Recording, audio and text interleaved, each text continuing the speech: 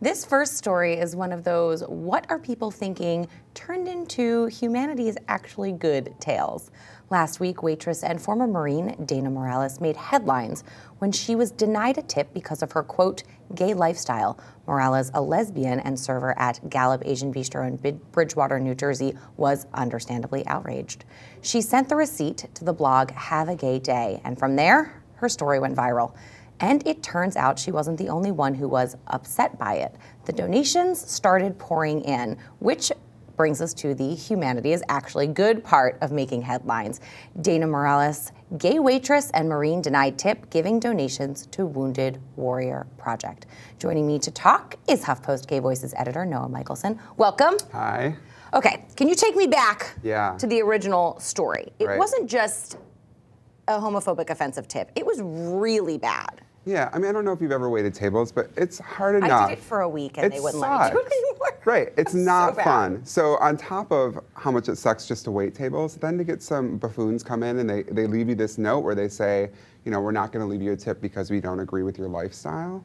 After you've worked hard and you haven't done anything wrong, it's just, you know, it's obscene. And I mean, understandably, she was upset by the note, but in addition to that, the people at the table, there were kids involved, so there's this sort of blatant homophobia and hate going on, and it's being taught to children at the same time. And it's so normalized, exactly. Like, this is just how we operate. So, you know, it was a terrible, terrible scene.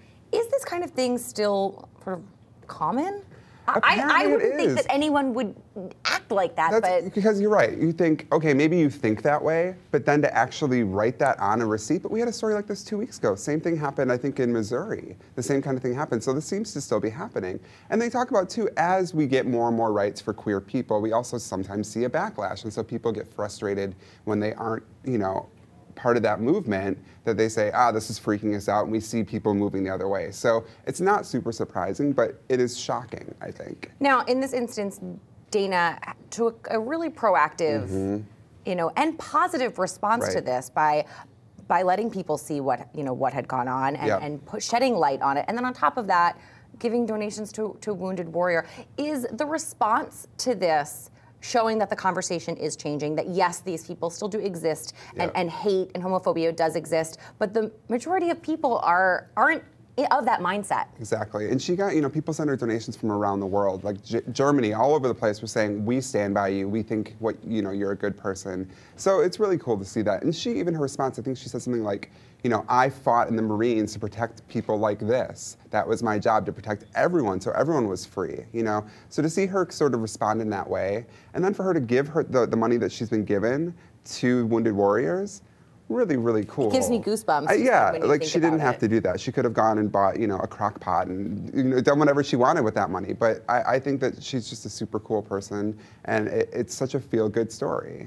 How much do you think that technology and social media has to do with changing this conversation? Because the platform that she had by giving this to a blog and then it going viral got, you know, you writing about it and us talking about it, and like you said, people around the world. Is technology really important when it comes to changing these kinds of conversations? It's huge. And, you know, I hear from people all the time who say, I didn't know anyone else was dealing with this kind of thing. And I wouldn't know about it unless I read this story or I'd seen this on your Facebook or whatever. So as we have more and more things going viral and we have more and more technology, the world is getting smaller. And it's changing people's minds, and we're able to see that we're a lot more alike than we thought we were. It is absolutely such a great thing to see something positive come out of hate. Yeah. But Noah, thank you so much Always. for joining me, and we are going to be chatting later about lesbian sex. So that's happening later today. Can't wait.